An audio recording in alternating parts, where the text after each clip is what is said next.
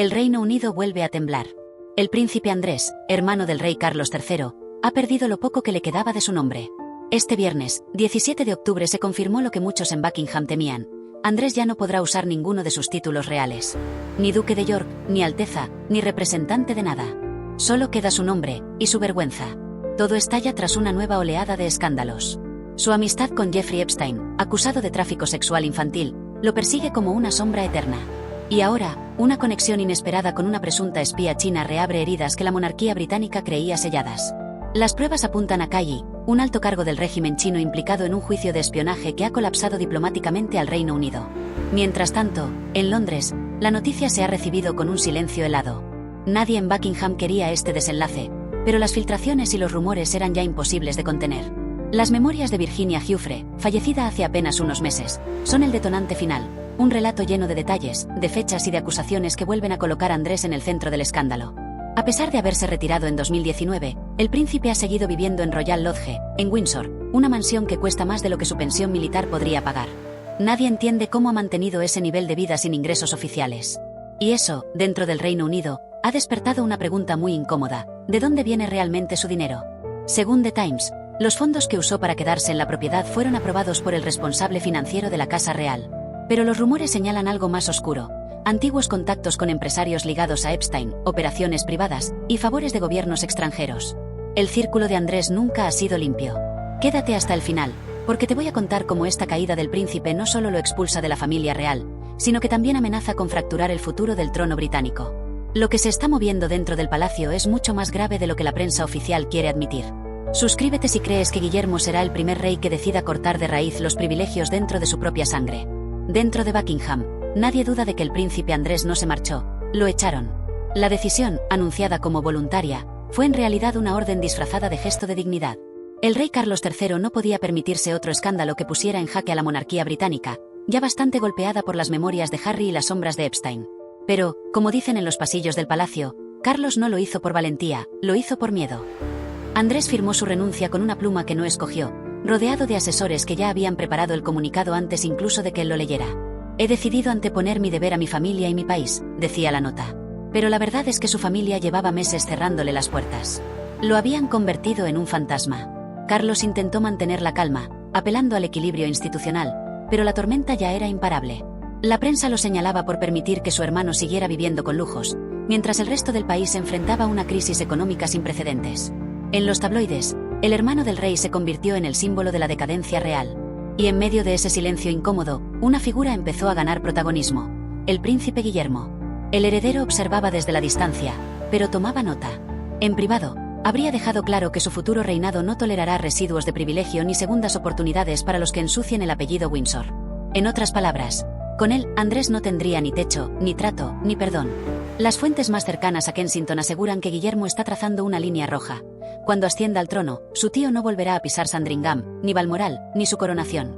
No habrá foto de reconciliación ni saludo protocolario. Para Guillermo, el perdón es una debilidad que su padre no puede permitirse, pero él sí puede evitar. En The Times y The Sun ya lo llaman el despiadado Guillermo, un apodo que recuerda más a un monarca del siglo XVII que al príncipe moderno que todos esperaban. Pero dentro del palacio, muchos aplauden esa dureza. Creen que solo así podrá salvar lo que queda del respeto hacia la corona. Y es que detrás de esta aparente decisión familiar se esconde algo más profundo: una lucha generacional por el control del futuro de la monarquía británica. Un padre que teme perderlo todo, y un hijo dispuesto a reconstruirlo a su manera. Pero las consecuencias no se limitan a un nombre borrado de las placas oficiales. La caída del príncipe Andrés ha generado un efecto dominó dentro de su propia familia. Sus hijas, Beatriz y Eugenia, se han convertido en daños colaterales de una guerra que no empezaron. Aunque mantienen sus títulos de princesas, ya no forman parte del círculo activo de los Windsor. Ni agendas públicas, ni actos oficiales, ni invitaciones formales. Carlos III ha querido protegerlas, consciente de que arrastrar a las nuevas generaciones a la vergüenza del escándalo sería devastador. Pero el gesto ha llegado tarde. Beatriz y Eugenia viven bajo la sombra del apellido York, un apellido que ya huele a problema. Y a eso se suma la figura de su madre, Sarah Ferguson, que tampoco podrá seguir utilizando el título de duquesa. La misma mujer que en su momento llamó amigo fiel a Epstein, y que hoy vuelve a pagar el precio de esa frase. La renuncia de Andrés no solo deja vacante el ducado de York, sino también un vacío simbólico. Tradicionalmente, ese título lo hereda el segundo hijo del monarca. Pero si el futuro rey Guillermo cumple con lo que ya ha adelantado, será el primer reinado moderno en romper esa tradición. La corona se prepara para un reinicio sin herederos caídos en desgracia. Y mientras tanto, en los medios británicos, el mensaje es claro: la monarquía necesita una limpieza profunda. Daily Mail habla de una purga silenciosa dentro del palacio. The Telegraph advierte que el daño institucional podría tardar décadas en repararse. Y el propio entorno del rey teme que lo que comenzó como una estrategia para proteger el trono termine debilitándolo aún más. Porque si algo queda claro tras la renuncia de Andrés, es que la monarquía británica ya no puede esconder la suciedad bajo la alfombra. Cada escándalo, cada correo, cada revelación judicial pone a prueba la lealtad del pueblo y la paciencia de los medios. Y lo más grave no es lo que se sabe, sino lo que aún falta por salir. Las memorias póstumas de Virginia Giuffre, la mujer que lo señaló públicamente, están a punto de publicarse, y los extractos filtrados ya estremecen a Reino Unido. La pregunta es inevitable: ¿puede sobrevivir la Casa Windsor a otro invierno de escándalos? El libro que nadie quería leer en Buckingham ya tiene fecha. Las memorias póstumas de Virginia Giuffre, la mujer que acusó al príncipe Andrés de haber abusado de ella cuando tenía 17 años, están a punto de publicarse. Y aunque Virginia ya no está viva para defenderse, sus palabras pesan como una condena. Este libro describe con frialdad cómo Andrés, consciente de sus privilegios, creía que acostarse con ella era su derecho de nacimiento. El impacto fue inmediato. Los abogados del palacio intentaron frenar la publicación, alegando que se trataba de material sensible y sin verificación judicial. Pero el daño ya estaba hecho. Lo que empezó como un rumor terminó convertido en una verdad impresa que recorrerá el mundo. Y lo peor, dentro de esas páginas se insinúa que Andrés no actuaba solo. En 2022, el duque llegó a un acuerdo extrajudicial de más de 14 millones de euros para silenciar la demanda. Una cifra que ningún miembro retirado de la familia real podría pagar sin ayuda. De nuevo, las preguntas regresan: ¿quién financió ese silencio? ¿Fue dinero de su fortuna personal o del propio palacio? Mientras tanto, resurgen los viejos correos que intercambió con Epstein. En ellos, Andrés escribía frases que hoy resultan demoledoras: estoy igual de preocupado por ti. No te preocupes por mí. Estamos juntos en esto. Palabras que ahora retumban como una confesión. La BBC recuperó aquella entrevista de 2019 donde el príncipe intentó justificarse, negando todo vínculo con el magnate. Fue el principio del fin. Sus respuestas frías, sus gestos nerviosos y su incapacidad para mostrar empatía lo enterraron públicamente. Aquel día, el público británico no vio a un miembro de la realeza, vio a un hombre acorralado. Y el golpe no se detuvo ahí. Los investigadores encontraron vínculos entre Andrés y un supuesto espía chino. Un agente infiltrado que habría usado su acceso al príncipe para obtener información desde dentro de Buckingham. Documentos, nombres, contactos, todo bajo la excusa de asesorías internacionales. A partir de ese momento, Carlos III comprendió que mantenerlo cerca era demasiado peligroso. No solo por el pasado, sino por lo que aún podía salir a la luz. Y lo peor estaba por venir. Los rumores sobre su exesposa, Sarah Ferguson, también volvieron a escena. El escándalo del príncipe Andrés ha dejado cicatrices que ya nadie en Buckingham puede ocultar. Lo que comenzó como una crisis personal terminó convirtiéndose en una guerra interna por el control moral de la corona. Carlos III, cada vez más cansado y presionado, opta por el silencio.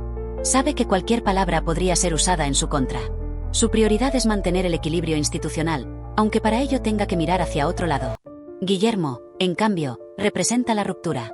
Él no quiere proteger el pasado, quiere enterrarlo. Según fuentes del Sunday Times, el heredero prepara una monarquía sin sombras, con reglas nuevas y tolerancia cero. Una casa real sin escándalos, sin indulgencias, sin nombres intocables. Y en esa nueva estructura, su tío Andrés no tiene lugar. Las tensiones entre padre e hijo son evidentes. Carlos teme que una limpieza radical desestabilice el legado de su madre, Isabel II. Guillermo, en cambio, cree que es la única forma de salvarlo. Dos visiones enfrentadas: la prudencia del viejo rey y la frialdad del futuro monarca. Mientras tanto, Sarah Ferguson intenta sobrevivir al vendaval. Ya sin el título de duquesa y con su reputación por los suelos, ha quedado fuera del tablero. Su relación con Andrés se ha convertido en un recordatorio incómodo de todo lo que Buckingham ha querido enterrar. Amistades prohibidas, favores financieros y secretos compartidos con hombres que hoy figuran en los expedientes judiciales más oscuros de Europa.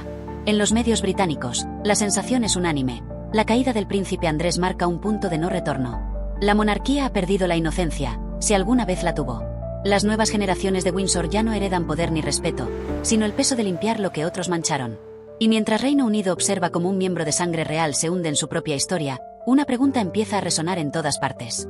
¿Será Guillermo el heredero que devuelva dignidad a la corona o el rey que destruya lo poco que queda de ella?